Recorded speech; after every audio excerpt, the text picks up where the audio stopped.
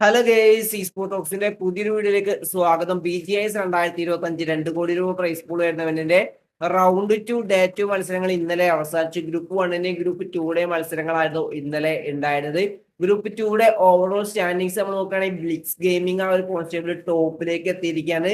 Day 1 നിങ്ങൾക്ക് അറിയാം 26 ഫിനിഷേഴ്സോട് കൂടിയുള്ള ഒരു ചിക്കൻ ഡിന്നർ സാൻഹോക്കിൽ അവർ സ്വന്തമാക്കിയിട്ടുണ്ടായിരുന്നു. ബ്രോയിസ് പ്രോ എന്ന് പറഞ്ഞ പ്ലെയർ സോളോ 16 ഫിനിഷ് അടിച്ചിട്ടുണ്ടായിരുന്നു. ഇന്നലെയും സാൻഹോക്കിൽ നമുക്ക് ഈ ഒരു ടീമിന്റെ ഡോമിനേഷൻ കാണാനായിട്ട് സാധിച്ചു. ഇത്തവണ 19 ഫിനിഷേഴ്സോട് കൂടിയുള്ള ചിക്കൻ ഡിന്നറായിരുന്നു ബ്ലിസ് ഗെയിമിംഗ് സ്വന്തമാക്കിയിട്ടുണ്ടായിരുന്നു. അങ്ങനെ ഓവറോൾ സ്റ്റാൻഡിങ്സിൽ ടോട്ടൽ 80 പോയിന്റുമായിട്ട് H1 പൊസിഷനിൽ തന്നെ അവർ നിൽക്കുന്നുണ്ട്.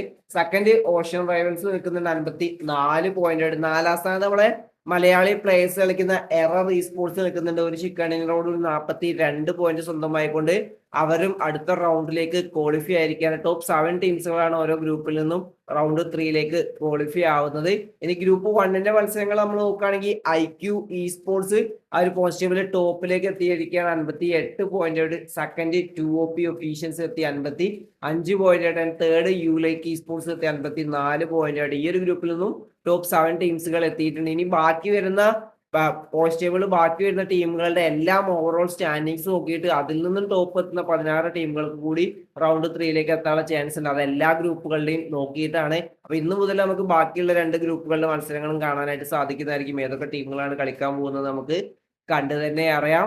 എന്റെ അടുത്തൊരു ഇൻഫോ എന്ന് പറയുന്നത് SA2 സ്പോർട്സിൽ ഒരു വമ്പൻ തരംഗം സൃഷ്ടിച്ചുകൊണ്ടിരിക്കുകയാണ്. വേലറിന്റെ ലൈനപ്പ് അവർ ആൾറെഡി അനൗൺസ് ചെയ്തിട്ടുണ്ടായിരുന്നു. ഇപ്പൊ CODMന്റെ ലൈനപ്പ് കൂടി SA2 സ്പോർട്സ് അനൗൺസ് ചെയ്തിരിക്കുകയാണ്. അത് ഭയങ്കര ഒരു ഷോക്കിംഗ് ആൻഡ് സർപ്രൈസിങ് അനൗൺസ്മെന്റ് ആയിരുന്നു നമുക്ക് SA2 ഭാഗത്ത് നിന്ന് കാണാനായിട്ട് സാധിച്ചത്. അതിൽ എടുത്തു പറയേണ്ടത് ഗോൾ ലേക്കിൽ ഉണ്ടായിരുന്ന 2 പ്ലേയേഴ്സ് SA2 ജോയിൻ ചെയ്തിരിക്കുകയാണ്. അത് ഭയങ്കര ഒരു കോൺട്രവേഴ്ഷ്യൽ രീതിയിലേക്ക് എത്തിയിട്ടുണ്ടായിരുന്നു. കാരണം ഗോളിലേക്ക് ഇതുവരെ ഫെയർവെൽ പോലും കൊടുക്കാതെ നിന്ന 2 പ്ലേയേഴ്സ് ആയിരുന്നു നമ്മളെ SA2 ജോയിൻ ചെയ്തിട്ടുണ്ടായിരുന്നത്. ആ ഒരു അനൗൺസ്മെന്റിന് ശേഷം നമുക്ക് കുറച്ച് കഴിഞ്ഞപ്പോൾ ഗോളിലേക്കിന്റെ ആ ഒരു ഫെയർവെൽ പോസ്റ്റും കാണാനായിട്ട് സാധിച്ചു. എൻ്റെ SA2 ഈ ഒരു അനൗൺസ്മെന്റിന് ഗോളിലേക്കിന്റെ വൺ ഓഫ് ദി ഓണർ ആയിട്ടുള്ള അമറിന്റെ റിപ്ലൈ എന്ന് പറയുന്നത് അമറിനെ ഭയങ്കര സർപ്രൈസ് ആയിരുന്നു. ഈ ഒരു പ്ലേയേഴ്സ് ഗോളിലേക്കിൽ നിന്ന് SA2 ജോയിൻ ചെയ്തത് പോലും അമർ അറിഞ്ഞിട്ടില്ല എന്നുള്ള രീതിയിലായിരുന്നു അമറിന്റെ ഒരു റിപ്ലൈ ഉണ്ടായിരുന്നത്.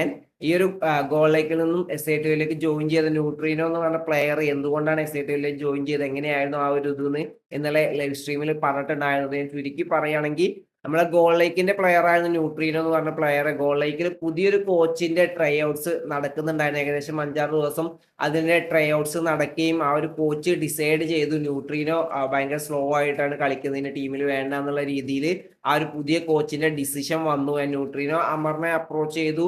എന്നിട്ട് കുറച്ച് ചർച്ചകളും ടീം മീറ്റിങ്ങും കാര്യങ്ങളൊക്കെ നടന്നിട്ടുണ്ടാവും. ആ ഒരു സമയത്ത് ഏതായാലും ഗോൾ ലേക്കിലേക്ക് വേണ്ട എന്നുള്ള രീതിയിലായിരുന്നു ആ ഒരു പുതിയ കോച്ചിന്റെ തീരുമാനം ഉണ്ടായിരുന്നു ന്യൂട്രീനോ കളിക്കേണ്ടതെന്ന്.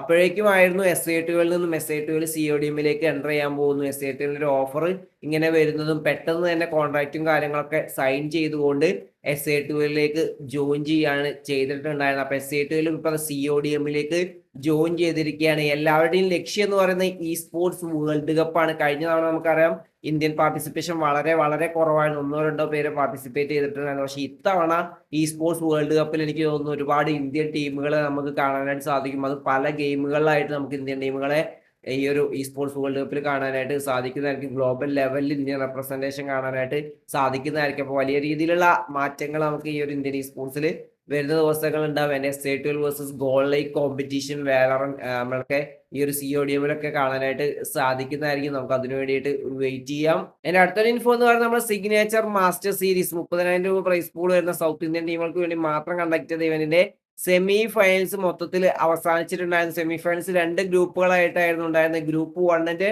ഓവറോൾ സ്റ്റാൻഡിങ്സ് നമ്മൾ നോക്കുകയാണെങ്കിൽ EMP NE 47 പോയിന്റ് ആയിട്ട് ഒരു പോസ്റ്റ് ടോപ്പിലേക്ക് എത്തി. Second LHS sports 27 പോയിന്റുമായിട്ട്. ഇതൊന്നും ടോപ്പ് 6 ടീമുകളാണ് ഗ്രാൻഡ് ഫൈനൽസിലേക്ക് ക്വാളിഫൈ ആയിട്ടുള്ളത്. ഇനി ഗ്രൂപ്പ് 2 പെർഫോമൻസ് നമ്മൾ നോക്കുകയാണെങ്കിൽ നമ്മളെ ഷാഡോയുടെ ടീമായുള്ള കാലി 7 ആ ഒരു പോയിന്റ് ടോപ്പിലേക്ക് എത്തി. ഫസ്റ്റ് മാച്ചിൽ തന്നെ 12 ഫിനിഷസോട് കൂടിയിട്ടുള്ള ആ ഒരു ചിക്കണിന്റെ പെർഫോമൻസ്, അതും തന്റെ എതിരാളി ടീം എന്ന് പറയുന്നത് അല്ലെങ്കിൽ തന്റെ ഒപ്പം കളിച്ച നമ്മുടെ കാലൻ അഫു സ്പൈയൊക്കെ കളിച്ച LH ഒഫീഷ്യൽസിനെ ലാസ്റ്റ് ഫിനിഷ് ചെയ്തുകൊണ്ടാണ് നമ്മുടെ ഷാഡോയുടെ ആ ഒരു ലൈനപ്പ് ആ ഒരു ചിക്കൻ ഡിന്നർ സ്വന്തമാക്കിയത്. അങ്ങനെ ഒരു ചിക്കൻ ഡിന്നറോട് കൂടി 49 പോയിന്റ് H1 കാലിപ്സ് അവൻ എത്തിയിട്ടുണ്ടായിരുന്നു. സെക്കൻഡ് LH ഒഫീഷ്യൽസ് എത്തിയിട്ടുണ്ടായിരുന്നു. നമ്മളെ കാലൻ, നഫു, കിഡ്, നമ്മള് സ്പൈയോപ്പിയൻ, സായിപ്പിന്റെ കളിക്കുന്ന ആ ഒരു ലൈനപ്പായിരുന്നു സെക്കൻഡ് എത്തിയിട്ടുള്ളത്. നല്ലൊരു പെർഫോമൻസ് നമുക്ക് ഇവരുടെ ഭാഗത്ത് നിന്ന് കാണാനായിട്ട് സാധിച്ചു.